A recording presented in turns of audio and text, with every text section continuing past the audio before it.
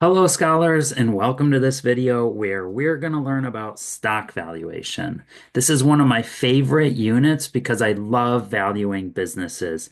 And instead of calling them stocks, I've learned from Warren Buffett to think of stocks as ownership in businesses. So often you'll hear Warren Buffett talk about businesses as opposed to stocks, and I think that's a very healthy way to view this. So here's our outline. We're going to start with intrinsic value, go through a few terms and features, different types of stocks before we dive in and do all the dividend discount models, like constant dividend growth model, a growing perpetuity, a zero growth perpetuity, as well as two-stage and multi-stage models. Let's start with this quote by Warren Buffett himself. I want a business with a moat around it and a very valuable castle in the middle. And then I want the Duke who's in charge of that castle to be honest, hardworking, and able. And then I want a big moat around the castle, and that moat can be various things.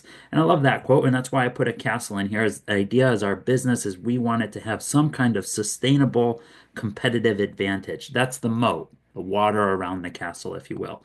And then we need management to be honest, hardworking, and able. So I think this is a very healthy way to frame our view of stocks and businesses is we're not just trying to day trade here. We're not just viewing stocks as random numbers that are changing every nanosecond, that are just ticker symbols and three or four different letters long. These are businesses, and we're deciding what they're worth and whether we want to be an owner of them or not. So in candy, as in stocks, price and value can differ. Price is what you give, value is what you get. And that is a very, very famous Warren Buffett quote that price is what you pay, value is what you get. We are trying to value the business. Then we will decide whether we purchase it or not based on the price. And let's talk about a few key terms here. Warren Buffett is very clear on what he views intrinsic value. Intrinsic business value is a measure that really counts. So intrinsic business value is an economic concept, estimating future cash output discounted to the present value, as opposed to something like book value, which is an accounting phrase. It's an accounting historical measure, and it tells you what has been put in. Intrinsic value tells you what you can take out. So we are trying to calculate a business's true intrinsic value. An analogy will suggest the difference. Suppose you spend identical amounts putting each of two children through college. The book value, measured by financial input of each child's education, would be the same, but the present value of the future payoff, the intrinsic business value that is, might vary enormously from zero to many times the cost of the education. So, also, do businesses having equal financial input end up with wide variations in value? So, we are going to use accounting figures to help us get to value, but there's many other factors we need to consider. So, it's not as formulaic as we may like in the real world. Let's review a few key terms before we dive into all the valuation. Equities are ownership rights in companies. Equity securities are ownership claims on a company's net assets. When you think of net assets, think of assets minus liabilities. A stock is a certificate of ownership. It includes common stocks, preferred stocks. With timing on equities, we assume they're perpetual, so we assume they're infinite. That's often why you see growing perpetuities or perpetuities in the valuation models. With cash flows, we're talking about dividends. Those are the distributions paid to shareholders based on how many shares they own. They're usually paid quarterly, but they can be annual as well. This has a very similar effect to share buybacks, which we'll cover in another unit. The rates with stock valuation, first is the required return, which is the minimum return investors require on the funds they provide to the firm. This is the total. It's the addition of the dividend yield and the capital gains yield. This is the discount rate that we will use when we value a stock, is the required return to the shareholder. The dividend yield, that's your annual dividend amount per share divided by the current share price. Your capital gains yield represents two things. It's the dividend growth rate and it's the rate at which an investment grows. So that's the rate we expect the share price to increase, G, as well as the dividend growth rate. So those are two things there. Pricing terms, Please focus on the pricing terms. It's very easy to get them confused. I'm going to define market value as the price. That's the price at which an asset or security can be currently bought or sold in an open market. That means you have a buyer and a seller and agreed upon price. So market value is the same thing as price. An undervalued security is a security whose estimated value exceeds the market value. A fairly valued security is a security whose estimated value equals the market value. And lastly, an overvalued security is a security whose estimated value is less than the market value. It's really easy to get turned around in these. Let's just take a look. Other words for estimated value is the intrinsic value.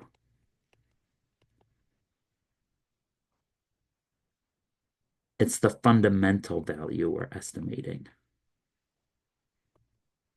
So this is what we are going to determine. This is what we are going to calculate on our own, and then we're going to compare it to the market value or the price of the security in the marketplace. So an undervalued security is observed when we see a financial security in the market whose intrinsic or estimated value is greater than the price. Often students get these confused because they're looking at a word undervalued, but that exceeds price.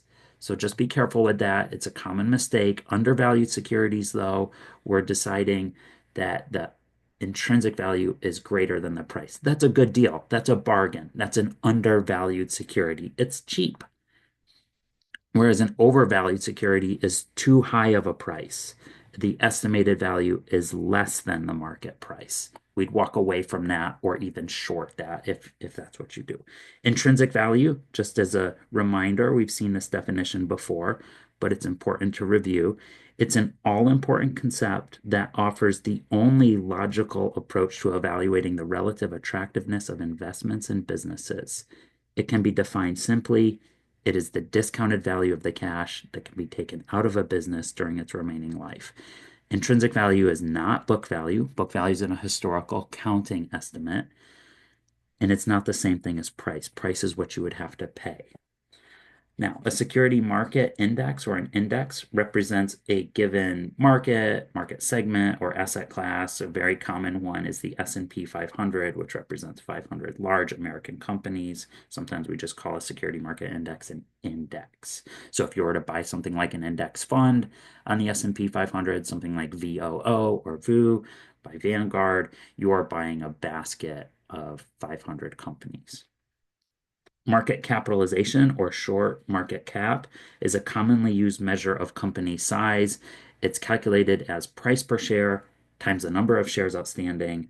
And this is what I view as a forward-looking measure of valuation, as opposed to something like sales or book value of equity, which are historical or backwards-looking measures.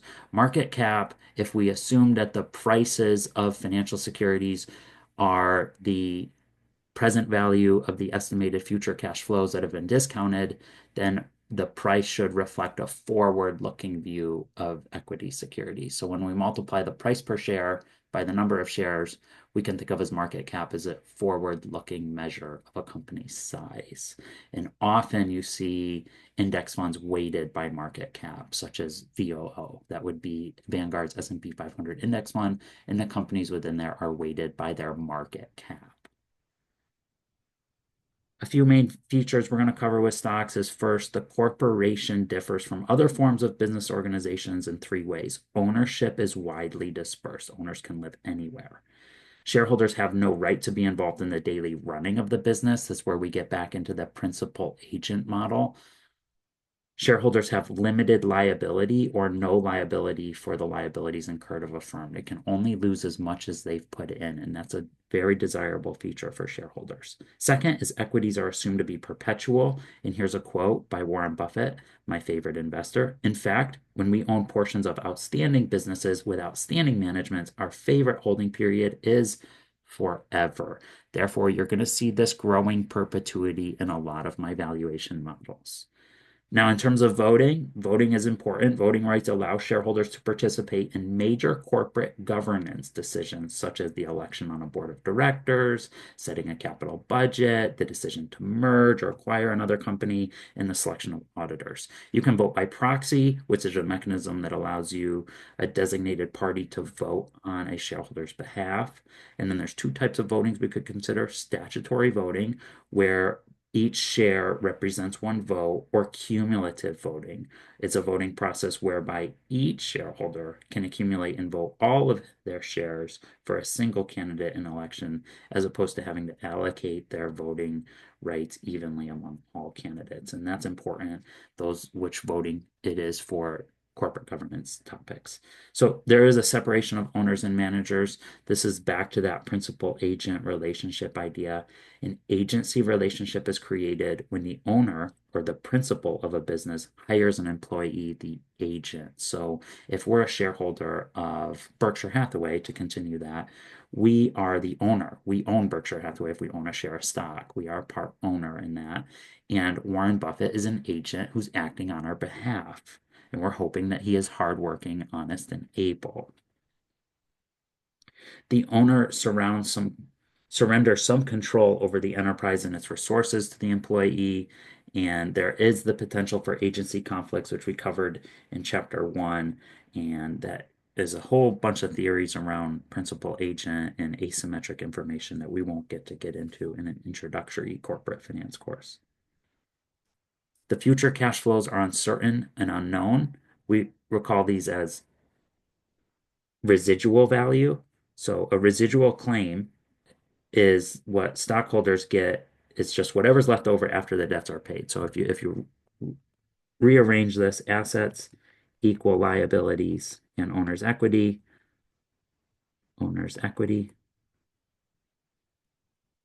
The owner's equity piece is really the, I'll put OE equals assets minus the liability. That's how you could think of the residual value.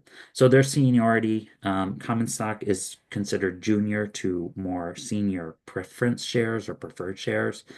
Equities can have a lot of different options provisions. Again, we won't get the ability to value these in an introductory finance course, but hopefully that's something you can look forward to in an equities class or an evaluations class. There's lots of different types of stocks out there. Common shares are the ones you see most commonly, pun intended. It's a type of equity security that represents an ownership interest in a company. Common shares are, like I just said, the most predominant type of equity security you'll come across. Preferred or preference shares, they have priority, so they rank above common shares with respect to the payment of dividends and the distribution of a company's net assets upon liquidation. But they have lower priority than debt. So they are still equity. Debt comes before all of equity in case of the liquidation. The dividends could be, the company could be paying a dividend. We say it's a dividend paying company, or they may not pay a dividend, a non-dividend paying company. There are different classes that could be. Companies can issue different classes of common stock, such as Class A or Class B, and they typically come with different voting rights, and each class has different ownership rights attached to those. So you'd have to be careful about that. So let's remind ourselves of this key quote by Warren Buffett as we get to introduce the valuation equations. There are only two variables. You have to plug into value any financial asset. This is businesses or stocks in this case. That's simply the stream of cash in, dividends and ending price, and out, price, between now and judgment day, which we'll assume is perpetuity, discounted at the proper rate of interest or our required return. So let's look at a couple tools. The first is the growing perpetuity, often called the Gordon growth model or the dividend discount model or the constant dividend growth model. This is the formula for the value of a stock with a constant dividend growth, where we are assuming the required return exceeds the capital gain yield or growth rate G on the dividend. The general case is just that the value at any time t, VT, is the next dividend, which is DT times 1 with G. If this is growing at a constant rate, then we're looking for the next dividend. If this is the value at any time t, say value at time 0, we are looking for D1 over R less G. If the question provided you with D0, you'd have to find D1 by multiplying D0 by a factor of 1 with G, right? It's growing at a constant rate. So multiplying this through, D0 times 1 with the growth rate would equal D1. So if the denominator is the same, then here the numerator. D0 times 1 with G is equal to D1. But you can only apply this equation when the dividend is growing at a constant rate. That's why I put the general case in here, because sometimes this won't start to occur until year 5 or year 6 or so on. So you have to be careful at when the company starts paying that constant dividend. And you see this applied a lot. Sometimes it's applied at the end of a valuation model because we're assuming maybe a few years of rapid growth before we get to see constant growth. And this is typically used widely when you have a mature company. So a company that is large, that is paying a steady dividend or paying a dividend that's easy to estimate, whose dividend is easy to forecast, whose dividend is reflective of their profitability or their business success. So think of maybe a company like Procter and Gamble who has a strong history of paying a growing dividend. Then this would be a very nice model to use, or any other large mature company. A zero dividend growth model, this is commonly used when we value preference or preferred shares. It's similar to the same equation we just did of constant dividend growth. Here, our growth rate is just 0. So G will just drop out of the equation. So it's just the value at any time T is equal to the next dividend, D subscript T with 1 over R. So if this is a perpetuity stock, you could say V0 equals D1 over R. And again, G is 0, so it would just drop off there.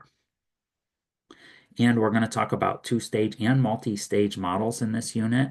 A two-stage model is a model that determines the value of a stock that has two distinct stages of growth. So, for example, it could have exceptional growth for some period of time, but at that point it normalizes and growth stabilizes. So what you could see is something like this. Maybe you have high growth as a young company. They're experiencing high growth for maybe 1 year, and maybe the second year, and the third year, super high growth. But then thereafter saying we estimate them to grow at a level consistent with the global macroeconomic growth rate, maybe something more stable, growth at 2 or 3%.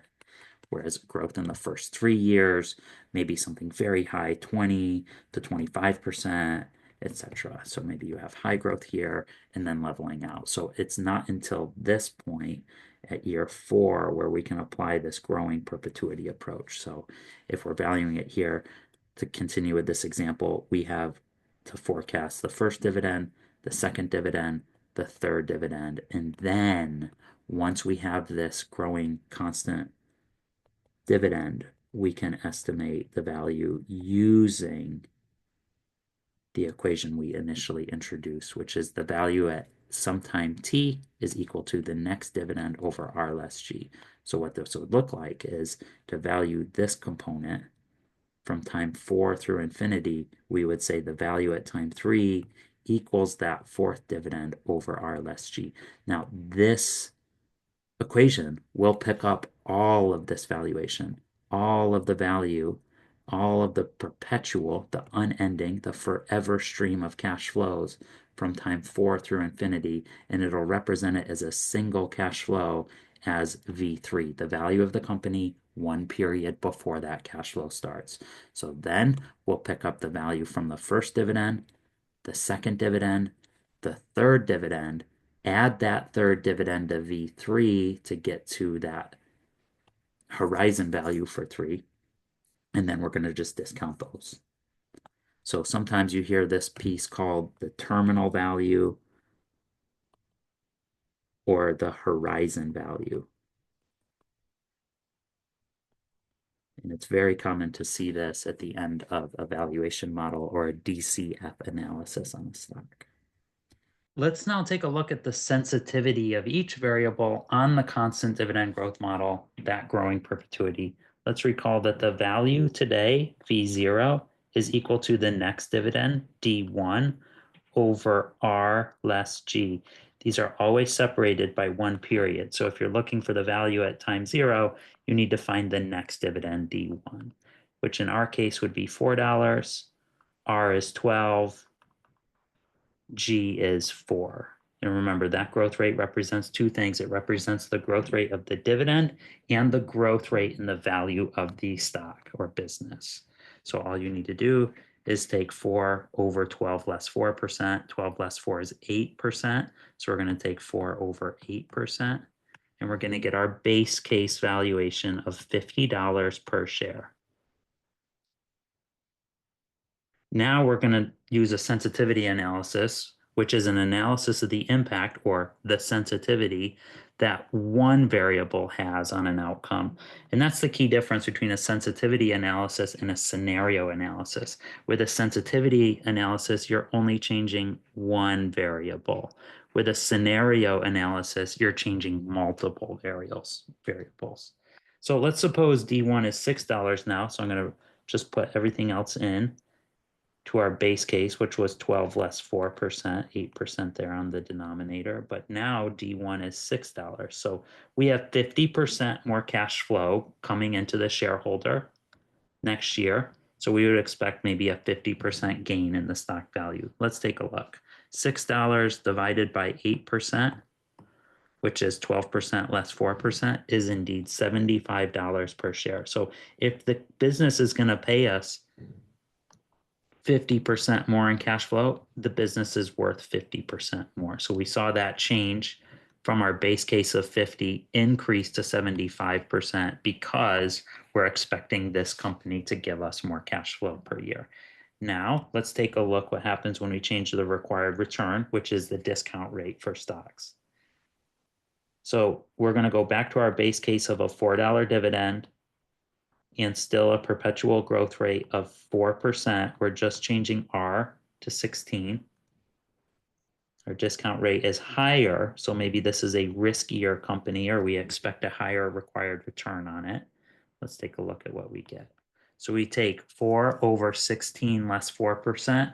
16 less 4% is 12%. So we'll take 4 over 12%. 4 over spot 1, 2 equals 33.33 per share.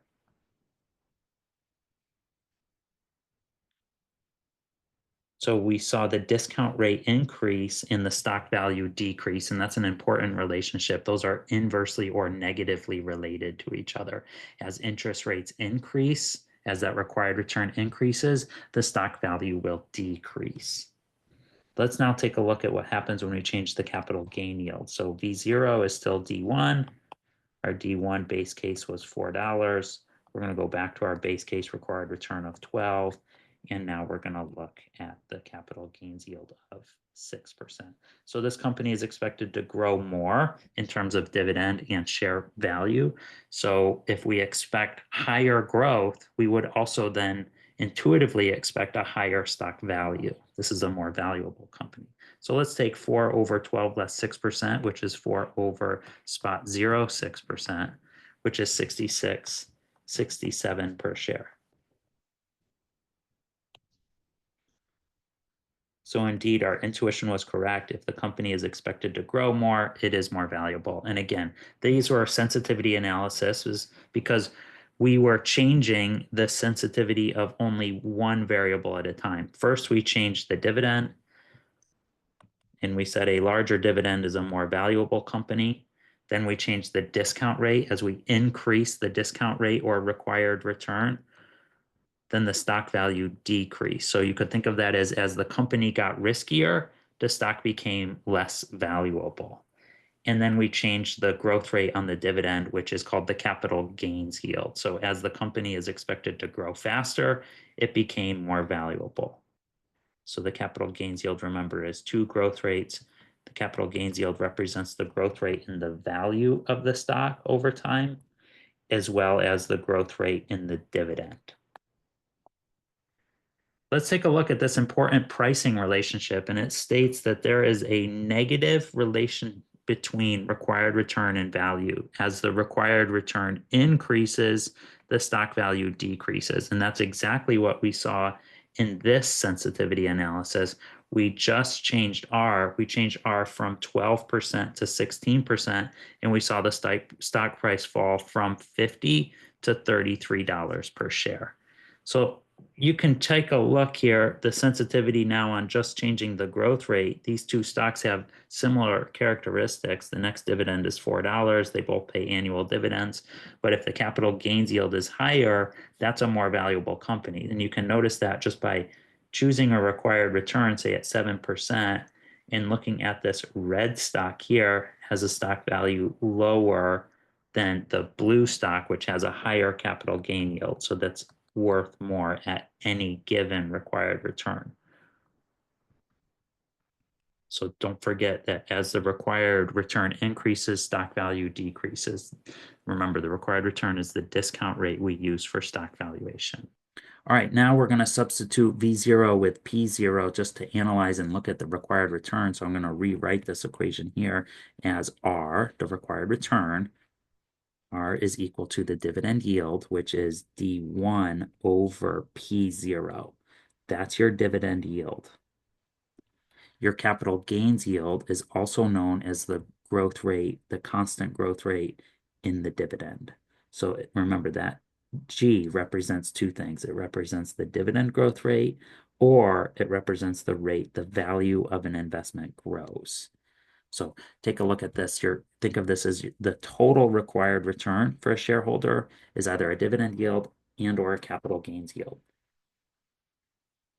And that's intuitively appealing because if you think of owning an equity security, owning a business, you can get cash flow two ways. One, it pays you while you own it, so it pays you a dividend.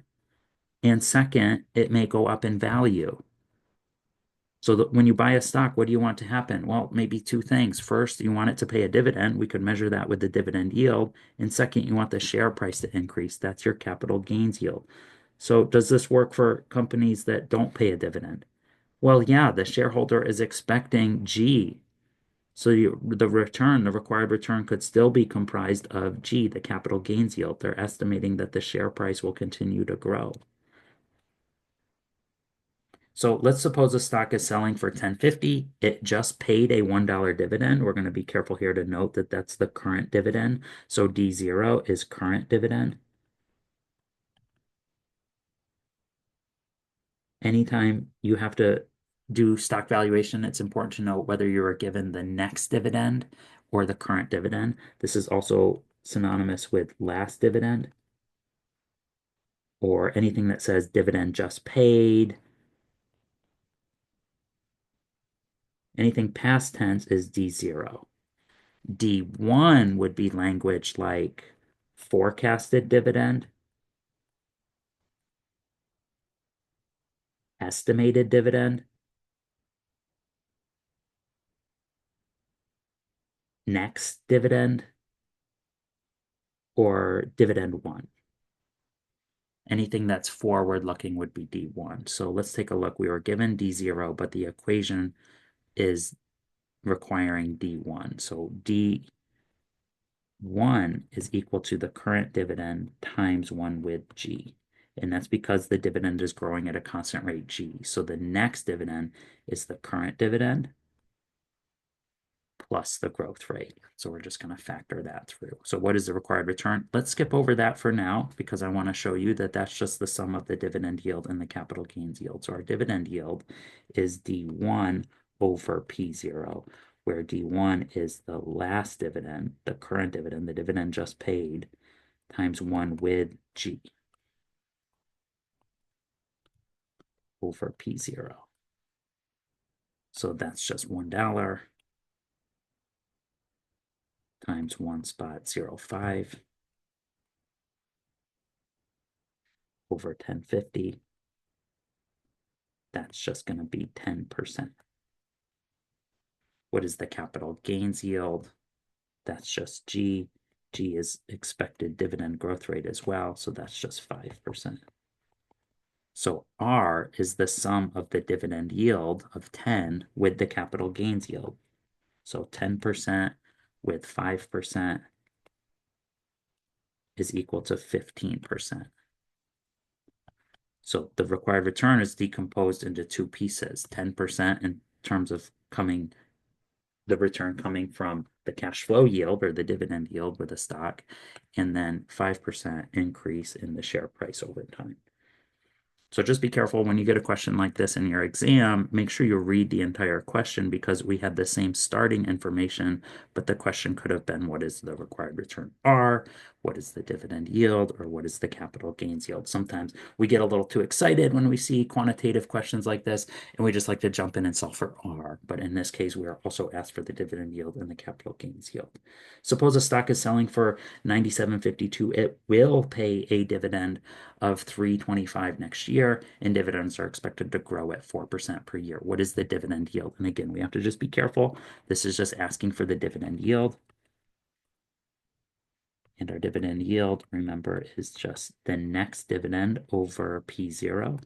And it will pay next year. That is D1. That's $3.25 over the current share price of $97.52. So just take $3.25 over 97.52, and you get 3.33%. So 3.33% there. Now, the question, had it asked for R, we would have had to have added the capital gains yield of 4%. So, but that was not the question asked. Let's look at the two-stage dividend discount model and start there. Suppose you estimate a company's growth will reach a long run or sustainable level of growth after, say, year 3. Then the first step is to find the value at time 3. And to do that, you need the next dividend. So these are always going to be separated by 1 with your growing perpetuity equation. So the value at time 3 is equal to the next dividend over R less G. If you have that third dividend, then you need to multiply it by the factor of 1 with G, and that will solve for D4. So D4 equals D3 times 1 with G. So in this case, we're going to estimate the cash flow of D1, D2, and then D3 at time 3. And then we'll find D4 at time 4 as D3 times 1 with G. That's D3 times 1 with G. Let's take a look and apply it because this equation here, D4 times 1 with G, that will pick up all of the valuation from the second stage of growth. It will pick up all of the cash flow value from time 4 through infinity as represented as a single cash flow at V3. So V3 is equal to that next dividend of D4 over R less G. So then the question would just be, what is the value of D1? Discount that. What is the value of D2? Discount that. And then find D3, add that to V3. So you have 2 cash flows at time 3, and then you're just discounting those 3. Let's take a look. Gordon Growth Company's current dividend D0 is $5. Growth is expected to be 10% a year for 3 years and then 5% thereafter. The required return is 15%. Estimate the intrinsic value of the stock. So here's our first stage of growth. We're taking 5 times 1 with G1, so times 1 with 10%. Your first dividend is $5.50. Then you take D0 times 1 with G times 1 with G again. So that would just be rewritten as 5 times 1 with G. So 1 spot 1 0. That would be D1. And when we multiply it by 1 with G again, that is now D2. That's just rewriting this would be 5 times 1 with G or times 1 spot 1 0 squared. So we're just going to rewrite these two. When you're multiplying those two together, that would just become 1 times 1 spot 1 0 squared. So then you'll do it a third time. So that'll be cubed. 5 times 1 with G1 cubed. So that's D3. This piece here is D3. Then when you multiply it by the second stage of growth times 1 with G, you get D4. So D4 is equal to the 69. That is what we need when we're calculating V3. We're going to put D4 in there. And if we have the next dividend, we're finding the value at time 3. So this piece will pick up the value of the company from time 4 through infinity. So it's going to pick up this stage, dividends from the second stage. All of these cash flows are going to be represented as a single cash flow at time 3 of V3. And that number is 69. So the company at time 3, right after you get paid that dividend, you estimate you could sell the company for $69. So your first dividend here, we estimated is worth $550. The second dividend here, we just estimated is worth $605. And then at time 3, we have two cash flows. We have the 655, and we have V3, which is the 6988. So those are the three cash flows we need to look at. And then we're just going to have to discount the first cash flow, the first dividend, by 1 period. The second cash flow gets discounted 2 periods. And the combination of these two cash flows at time 3, the third dividend, you immediately get the dividend, and then you can sell it for the present value of the future cash flows of 69. So you have to add those two together and discount those. So a lot of you will use the cash flow approach, which we'll get into later. There's your D1, discounted 1 period. Here's your D2, discounted 2 period. Here's your D3, discounted 3 period. And here's your V3, your terminal value or horizon value at time 3, discounted 3 period. So your current value is the discounted value. So that's our estimate of intrinsic value. Would this equation have worked? Well, actually it would. The present value today is equal to the first stage of growth. This is just the equation for a growing annuity. This is your growing perpetuity, your constant dividend growth model, or your Gordon growth model. That's a growing perpetuity. And if we have the fourth dividend in there, that's the growing perpetuity with a value at time 3, 1 period before that occurs. And then this piece, multiplying it by this piece, just tells you the present value of a single cash flow. That's the present value of, and that's present value today. I'll put a notation, a subscript 0 there, of the third cash flow, V3. So that sure would have worked. So you would have just taken D0, because this equation needs D1, you would have taken the 5 times 1 with G1 times 1 spot 1 to the 1 less 1 over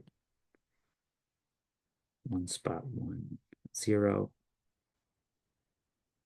over 1 spot 1 5 R for 3 periods of growth. Again, this is D1 here. Question gave us D0, so we had to find D1 by a factor, by multiplying D0 by a factor of 1 with G. And then this is over R less G, so over 15 less G of 10.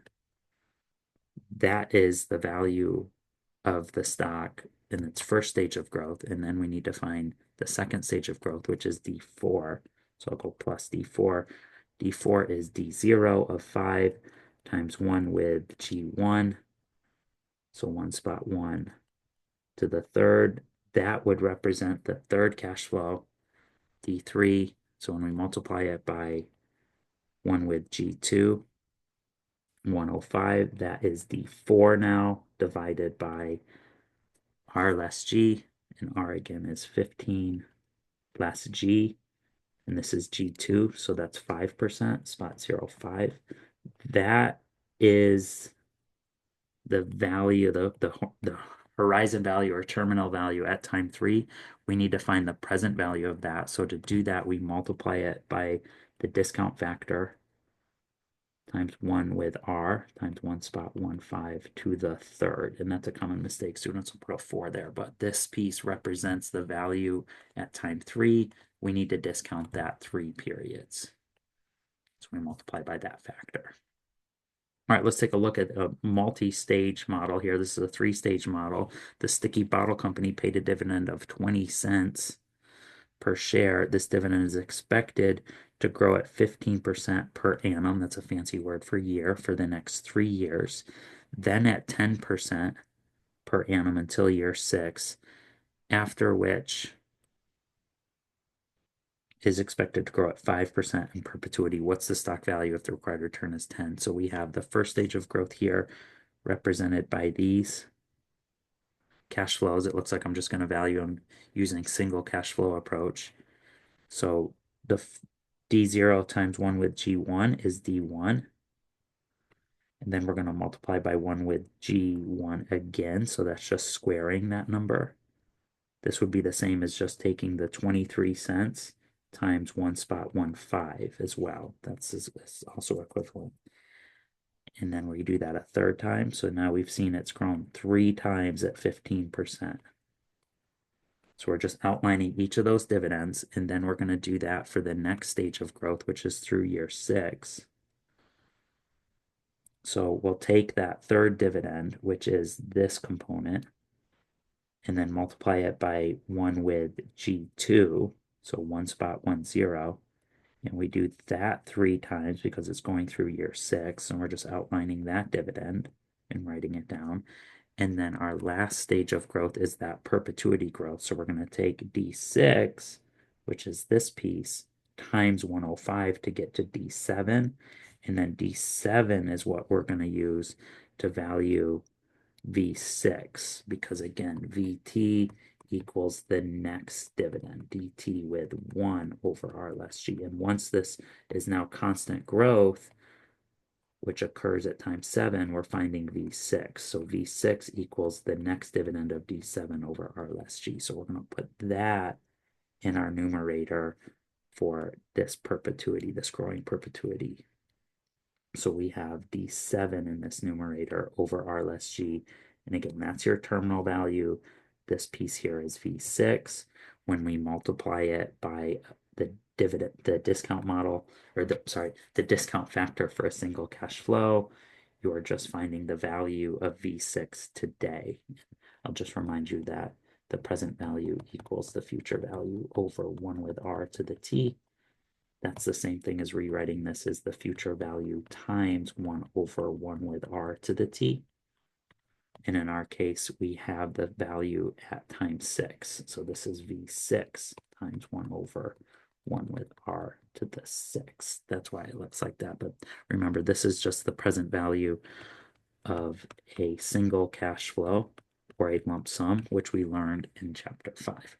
So all we have to do is discount the first dividend by 1 period, the second dividend 2 periods, the third dividend 3 periods, and then the fourth dividend discounted 4 periods, fifth dividend discounted 5 periods, sixth dividend discounted 6 periods, and then find the terminal values, present value, and we'll find the value of the company today, the intrinsic value, that's our estimated value, fundamental value, all those are synonymous. This is the piece that we would then compare to price. If the stock price in the market is $5, then our estimated value exceeds that. This would be an undervalued security. It's cheap. We would buy that undervalued security. And again, go back to those pricing terms and make sure you don't get those incorrect. It can be a little tricky. Let's skip this first example. I'm going to give you annual dividends in this unit. The last dividend was $2. That's our estimate for D0 there. So we have to find value today as the next dividend over R less G, but we were given D1. Then since this grows at a constant rate, we can take D0 times a factor of 1 with G to get to D1. So we just take $2 times 103 over R less G, which is just 15 less 3%. So it's just 2 times 1.03 equals 15 less 3% is 12%. So take this over 0.12 to get to 17.17 per share estimate.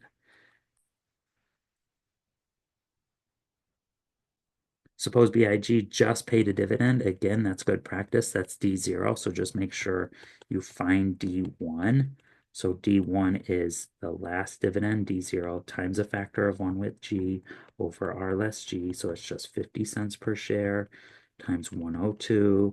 That's 1 with 2%.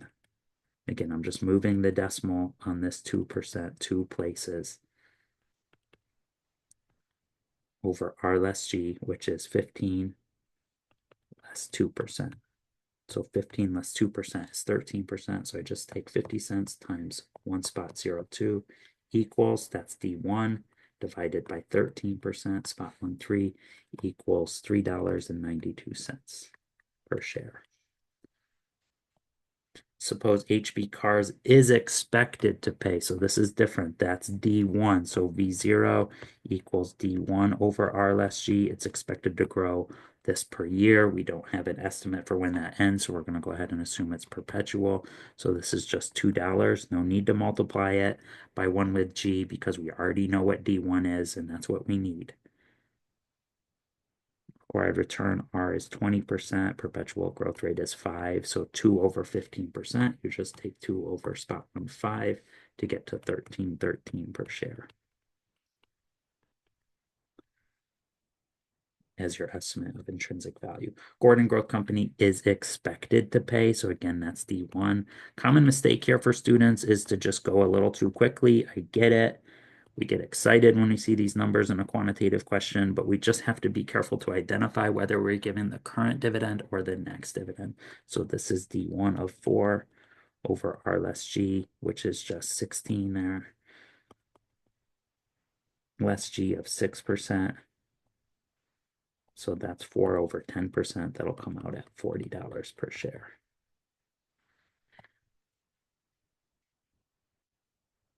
Don't get too much in the habit of just calculating these and going all in on it. Remember that quote by Buffett is we're looking for a few things when we buy a business. We're looking for honest, hardworking, and able manager.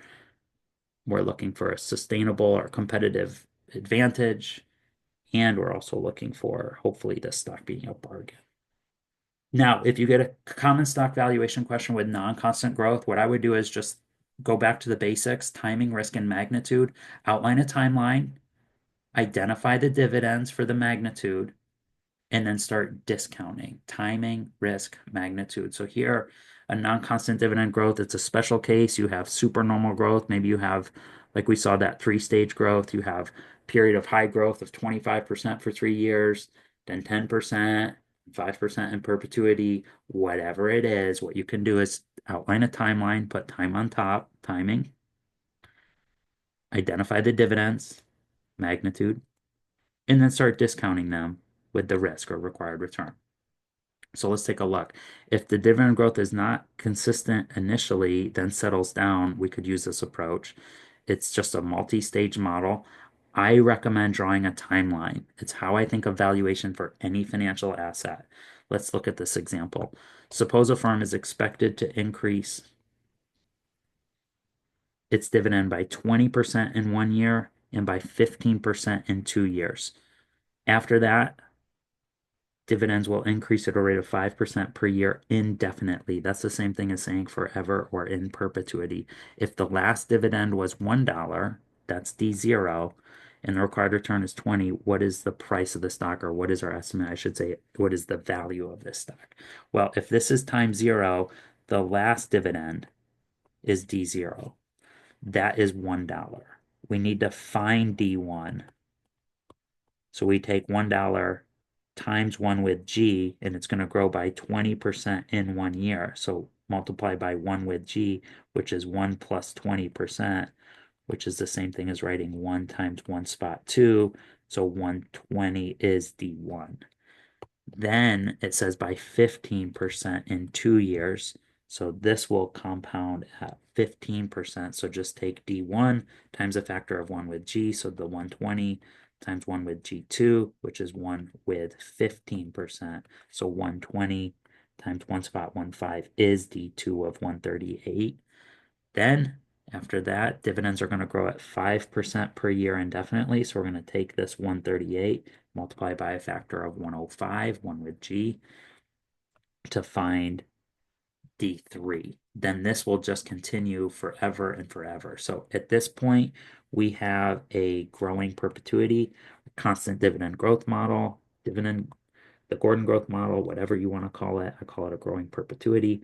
But we take this entire slice of stream of cash flows and we can value it using our growing perpetuity equation that the value at any time t is the next dividend over RLSG. And again, you can only use this once this cash flow pattern stream, if you will, levels out to a constant growth in perpetuity. So at this point, we can value it as V2 equals D3 over RLSG. So you take D3, your $1.449 and divide by RLSG, and you find that V2 is worth 966. So now you can think of these as ignoring all those cash flows times 3 through infinity because it's represented by this single cash flow of 966 at time 2. Again, we plugged in D3, so we're finding the value of the stock one period before that cash flow begins. So now all we need to do is discount this cash flow, the first cash flow one period. So we just put D1 over 1 with R to the first to find its value today. And then we can add the total cash flows we'll get at time 2, which is the 138 and the 966 together. Discount that 2 periods, and you'll find that the value or the intrinsic value of the stock is $8.67 per share. Now, I know this equation looks very, very intimidating, but let's just take it one piece at a time. This first component is just a growing perpetuity. Sorry, growing annuity.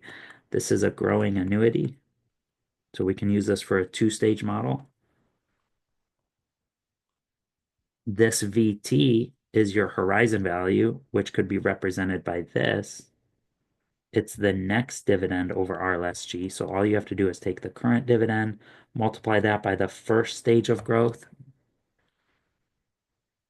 however many stages of growth there are, and then you find the value of the dividend after that by multiplying by a factor of 1 with G2, that second stage of growth.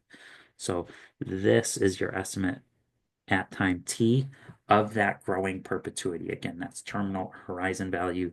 You have to find the present value of that, so we use the discount factor, and that should look familiar at this point. I'm hoping your present value equals your future value over 1 with R to the t.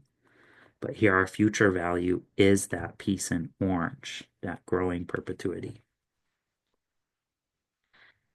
So again, this first component looks intimidating, but we did learn that before. We're just now combining it with the present value factor for a single cash flow. We multiply that by our present value of a growing perpetuity equation. So these are just some familiar friends. They just look different here in this equation, but it will do the trick for us. The Hatfield and McCoy's company dividend is expected to grow 20% for the next 5 years. After that, the growth is expected to be 4% forever. So we have a two-stage growth model here. We're going to solve this a couple ways. It's expected to grow 20% for 5 years. And then after that, dividend is 4% forever. So let's use this to first value the terminal value. So the dividend just paid was 2, so this is equal to $2 times the first stage of growth there, which was 20%. So 1 plus 20% is 1.20. That's just 1 with G1, which is just 1 with 20%. So move the decimal twice on there. That's where I got that 1.20. That occurs for the next 5 years. So I'm going to put an exponent of 5 on there. That's equivalent to just rewriting 1.20 times 1.20, just doing that 5 times. We'll just do the shortcut there, put in an exponent to 5, and then it will be 4% forever. So multiply by a factor of 1 with G2, which is 1.04 over R less G. Our R is the required return of 10%, 0.10 less G, and this is G2 because that's the rate it's growing at in perpetuity. So 1.04. So all you have to do is just remember that PEMDAS. order of operations, if you will. 1 spot 2, this is the term in red, y to the power of x for exponent 5 equals times 2 for d0, and then times 1 spot 0, 4 to find the sixth dividend. So that's your sixth dividend divided by 10 less 4%. So I'm going to just divide this by 6% divided by spot 0.06 equals the 8626. I'm going to store that number. So STO1. That way when I get it back, I can use it because I do need to use this in here later. So now we need to find D1. So D1 is D0, which was the dividend just paid. That's $2. It's going to grow at 20%. So 1 with G. Now that term, $2 times 1 spot 2 is D1 times 1 less 1 over 1 with G1. So 1 spot 2 0 over 1 spot 1 0. And it does this for 5 years. So that exponent is 5 over R of 20%. Sorry, whoops, 10% less 20%. And then we'll put that 86 up here, 86.26176 over, we put in D6. So this was D6 over R less G. Sorry, that was D6 over R less G. So we have V5. So we're going to have to discount this cash flow 5 times. So I'll put it over 1 with R, 1 spot 1 0 to the 5th. It's a common mistake for students to put 6 in there. But remember, if we valued the terminal value at time 5 using the 6th dividend, we have V5. So 1 period before that cash flow. Again, V5 and D6, those are going to be separated by 1 year. You're always finding the cash flow 1 period before it begins. Okay, so let's start inside here and work our way out. So we have 1 spot 2 over 1 spot 1 is y to the x. 5 for the exponent there. It has a negative in front of it, so I'm going to hit this plus minus at the bottom, combine it with 1 equals, and then it's over 10%. Negative, spot 1 negative equals, then times 2 for the current dividend, then times 1 spot 2 to find D1 in that term. The first component there in red is just the value of the first stream of cash flows, the growing annuity that is 8122.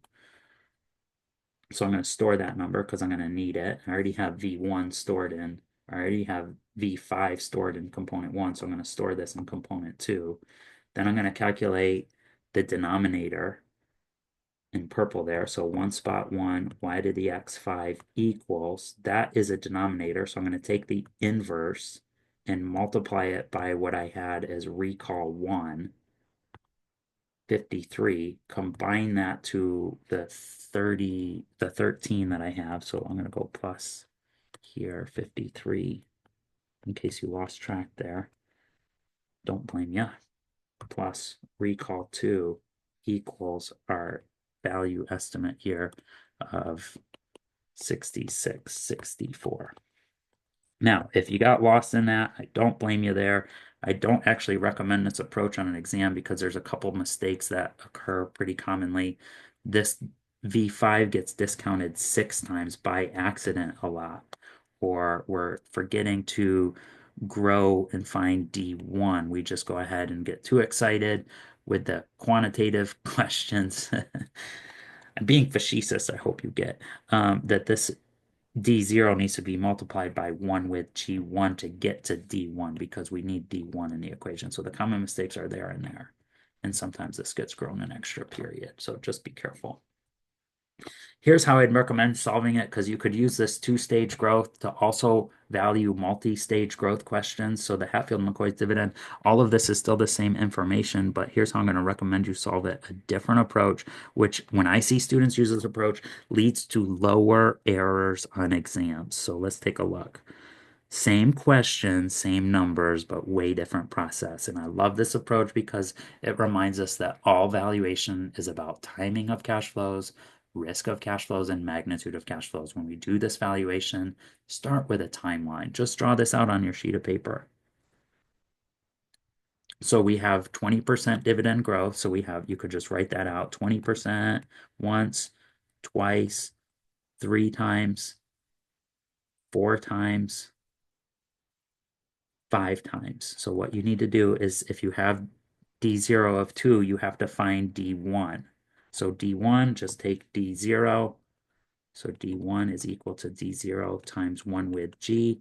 That's just equal to $2 times 1 with G1, which is 1 plus 20%. Just move that decimal 2 places. So it's times 1 spot 2 0. So that's D1. So just take the $2 times 1 spot 2. That represents D1. Go ahead and save that number. That's D1. This top row here is time. So we have time on top. So D1 is 240. I'm going to save that number. So go store 1, then multiply it again by a factor of 1 spot 2. So times 1 spot 2 because it's, again, growing at 1 with 20%. Again, store that. That's your second dividend. We just found D1. Now we found D2. Store 2.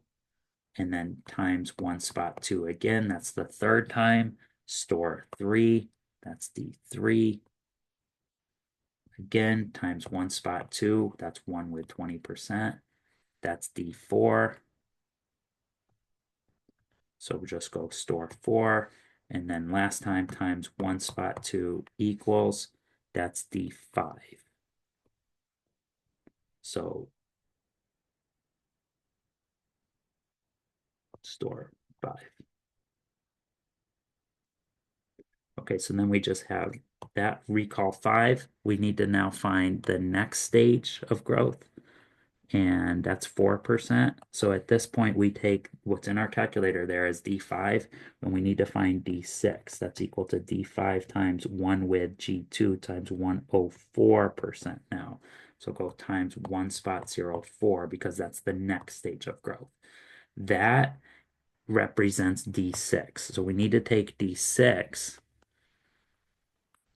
over R less G. And again, D6 was just D5 times 1 with G2, which was just 1 with 4%. And now we need to do over R less G. So that is D6 on our calculator divided by R less G of 10 less 4%. So that's just divided by 6%. And we get back to that 86.26 per share. So V6 is equal to that. We have D5 there, and now we have V6 equal to 86.26 per share. So two cash flows we have at time 5. That's the fifth dividend plus the value at time 5. Whoops, I wrote V6, but it's actually the value at time 5.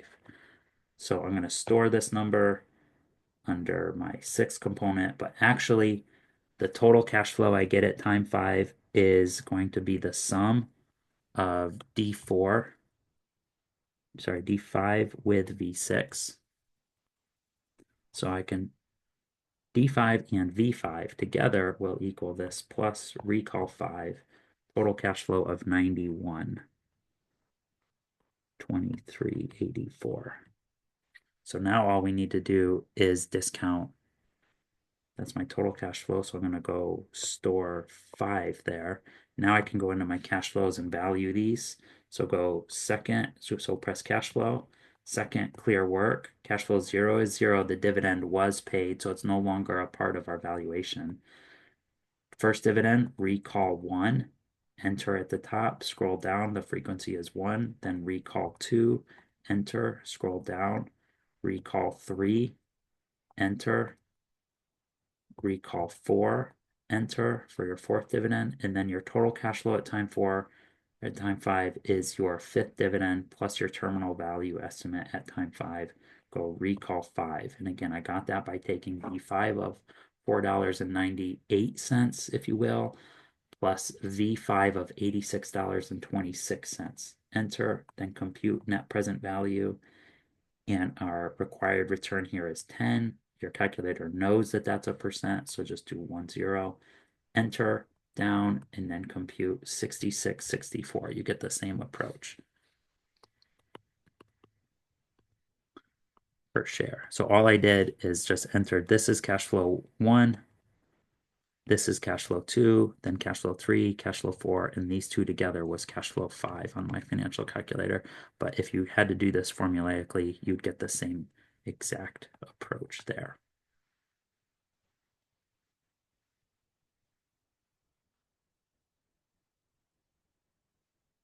Okay, let's suppose there was a mispricing in the case in the market that the price does not equal value. Then our one period holding period return would look like this: D1 and P1 over P0. So the next dividend and the next share price estimate over the current share price less one is not equal to the required return. This is a mispricing. If you're an active stock market participant, you love these opportunities. You love to search these out. Let's try it out. Suppose the current stock price is $48. We expect next year's price and dividend to be 54 and 4 respectively. The required return is 12. Let's compute the holding period return. Notice this is just a percentage change equation here. It's the ending cash flow over beginning cash flow minus 1. So your holding period return is the dividend, all the cash flow at the end of the period, which is the dividend and the share price, the 4 and the 52, over the beginning, which is the price today, over 48 less 1. So you just do 56 over 48 equals then less 1, a 16% return. So if you were to buy this company right now for $48, you saying a level of risk, you would only require a 12% return. This is offering you more return. It's offering you a higher holding period return. So therefore, it's an undervalued security. If you were to buy it at 48, then next year you'd get total cash flow of 52 and 4. That would be a 16% rate of return. That's more compensation for risk than you require. You only require 12%, but you're getting 16%. That's a deal. That's undervalued. We could also compute the fundamental value of the stock. And to do that, we'll go back to chapter 5 here, present value of single cash flow. Your present value is your future value over 1 with R to the T. The total cash flow you'll get in one period there is the 52 and the 4 over 1 with R, one spot, 1, 2. That's 1 with 12%. So again, just move the decimal there, 2 places. To the power of 1, that's 56 over 1 spot, 1, 2 equals $50. So the other way to view this is to say your estimate of intrinsic value is 50. You believe the company, the business is worth 50, and you can buy it for a price of 48. Again, undervalued. Your estimated value of the stock exceeds the market price. Again, be careful with those pricing terms. This is an undervalued security. It's worth 50, but the market is pricing it at 48. That's a great deal. There's limitations to dividend models. There's a lot of companies that don't pay dividends. So what do you do? How do you value them? There's a couple ways you could value similar approach, but just use free cash flow to equity. And that's something you'll learn in another valuation class. Or you could just use a multiple or comparable methods by comps. So the law of one price states that identical assets should sell for the same price of comparable firms. So what you could do is find a benchmark PE ratio times your company's earnings per share to get to an estimate of price. So the benchmark PE is often industry average or median if you wish to exclude outliers, based on a company's own historical values. So it's not so hard to come up with a benchmark PE, but it is hard to find a company that's exactly like yours. So suppose a company had earnings per share of 3 over the past year, and the industry average PE ratio is 12. Use this information to value the company's stock. All you do is you take the benchmark PE ratio 12 times your company's earnings per share of 3 to get to an estimate based on comparables of $36 per share. The Sun Young Company has earnings per share of 10. The industry PE ratio is 6. So all you have to do is 6 times 10 is $60 per share. Now, if this company If the companies in this industry are overvalued, this is also going to give you a relative valuation that is also overvalued. So if they're undervalued in the industry, again, this is just going to give you an undervalued estimate. So just be really, really careful with these. I'd encourage you to triangulate it with another approach where you're actually discounting estimated future cash flows. This is just a summary of some of the equations we use today. I loved studying these as a student. They were a good recap. I know they're not easy to look at, but it's a good way to help you think through these things holistically. What are some other approaches we could have used to value? Well, we could use two-stage, three-stage, which we did, but there's also H model. You could also discount free cash flow to the firm and then end up valuing the company as a total as equity and debt and then subtract out the market value of the debt. Instead of dividend, you could have estimated free cash flow to equity holders and discounted just the same way. You could also use residual income model, asset-based models, comparables and multiples like we did. But again, we're getting ahead of ourselves here. I'm just trying to give you an idea that there's not just one formula approach that will give you an estimate for a business. Just use these to help guide your thinking, or if you're similar to Charlie Munger, use these as big mental models, but don't put too much weight on these models in terms of the end all be all, the only approach to do it. These are just guides. These are just tools we use to help us think about a business, to think about the management of the company. We have to consider a lot more. I love this quote here, so let me read it to you. This is from Buffett, The Making of an American Capitalist. He was often asked, how did he determine the value of a stock? Conceptually, Buffett likened it to that of a bond. A bond's value is equal to the cash flow from the future interest payments discounted back to the present. A stock's value is figured the same way. It equaled the anticipated cash flow per share, except the investor had to fill in the crucial detail. If you buy a bond, you know exactly what's going to happen, assuming it's a good bond, a U.S. government bond. If it says 9%, you know what the coupons are going to be for maybe 30 years. Now, when you buy a business, a stock, you're buying something with coupons on it too, except the only problem is they don't print in the amount, and it's my job to print in the amount on the coupon. So with this notion of value in mind, Buffett tried to find stocks whose value was greater, significantly greater than their price. And the guides to this are here. I'm not going to spoil it for you. Please pause the video, read through these. If you want to be an investor like Buffett, they're really good to know. Again, just to recap, in candy as in stocks, price and value can differ. Price is what you pay, so price is what you give, but value is what you get. In this shareholder review that I attended in 2018, there was a great segment where he talked about Ben Graham and the intelligent investor, and it is still relevant today.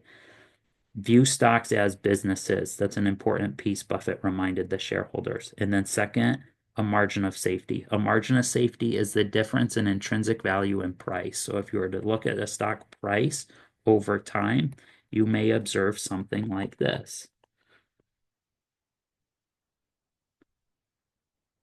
Now, that's price, but intrinsic value may be something smoother, something like this. That's value. That's what we're trying to calculate. So when you see big divergences where value exceeds price, that's what Buffett is calling a margin of safety. You think it's significantly worth more than its price. That's a huge margin of safety there. But again, I'm not trying to make this look like we're technical analysis here. This is a fundamental analysis approach. Thank you so much for joining me on one of my favorite chapters. I love stock valuation. If you love it too, I'd consider the CFA level 2 does a lot of really, really cool valuation approaches like I listed up here above, and I hope you enjoy learning them as much as I did. Take care, everybody.